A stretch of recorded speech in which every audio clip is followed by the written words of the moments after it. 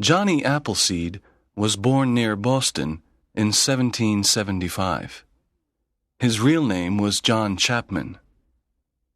When he was a child, he played in the forest and in the fields. His best friends were animals. He loved all animals.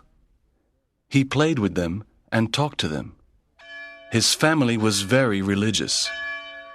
Johnny's first book was the Bible, but he also liked Aesop's fables. Johnny loved the tales about animals and their adventures.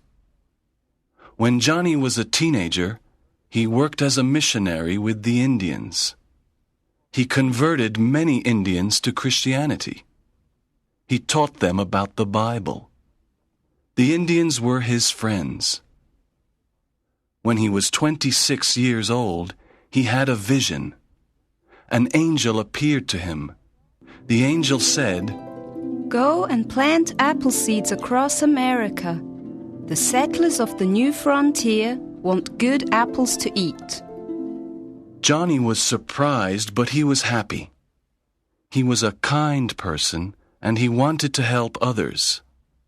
He took a big sack and filled it with apple seeds. He carried this sack on his back. In one hand he carried the Bible, Aesop's fables, and other religious books.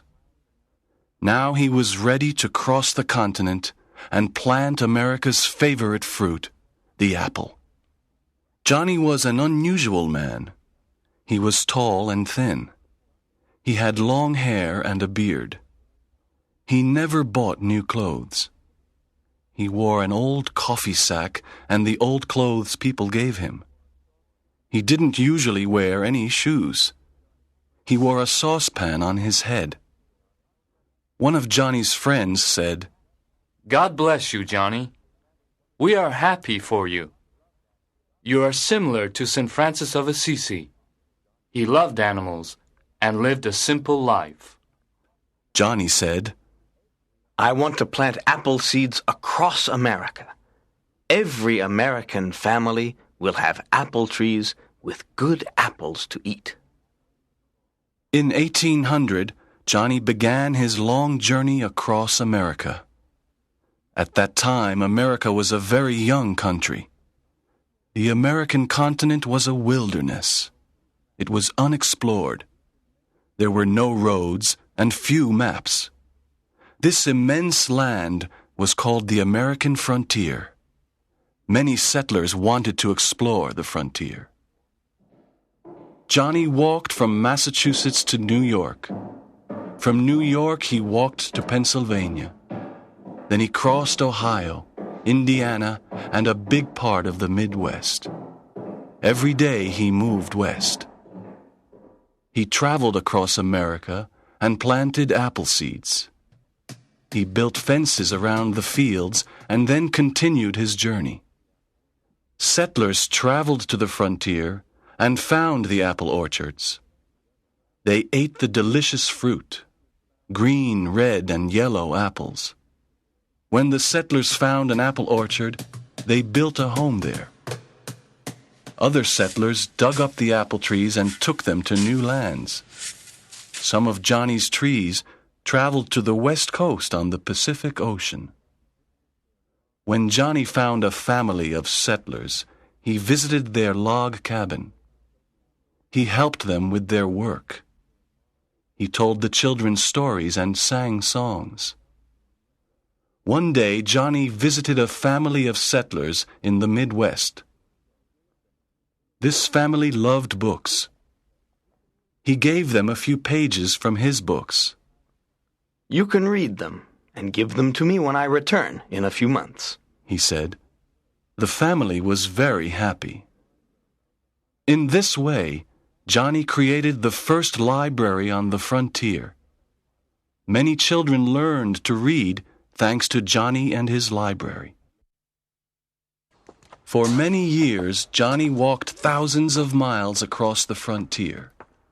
He planted apple seeds, lent books, protected animals, and made friends with settlers and Indians.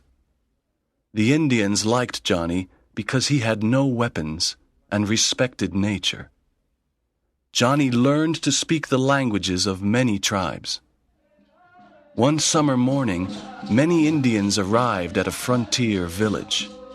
The Indians wanted to destroy the village and kill the settlers. The settlers wanted to send a messenger to a military fort to ask for help.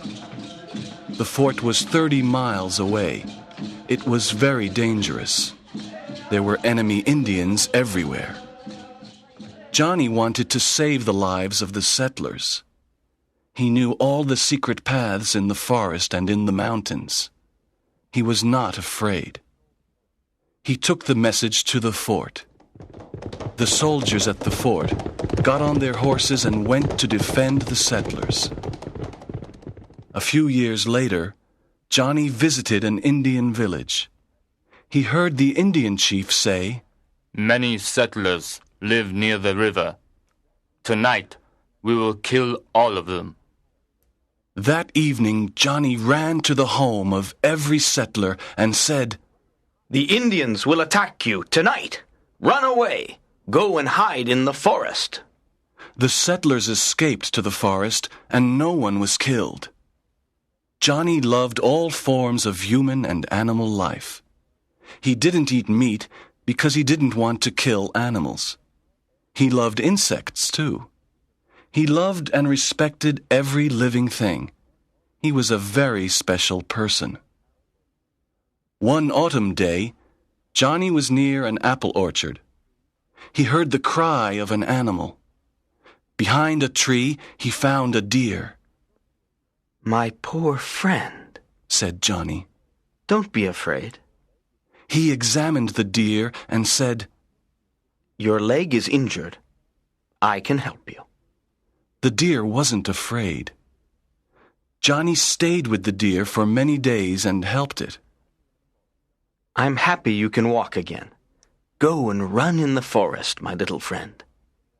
During a snowstorm, Johnny wanted to sleep inside a small cave. He saw a big family of raccoons sleeping inside the cave. He did not want the raccoons to go outside into the snow, so Johnny slept outside in the cold. For almost 50 years, Johnny Appleseed helped the American frontier to grow. His apple trees, his books, his generosity and his kindness made the frontier a happy place. Johnny became a legend during his life. Everyone loved him. He was a true friend of the settlers, the Indians, and the animals. In America today, people remember him with admiration. When Americans eat an apple, they often think of Johnny Appleseed, who made apple trees grow all over America.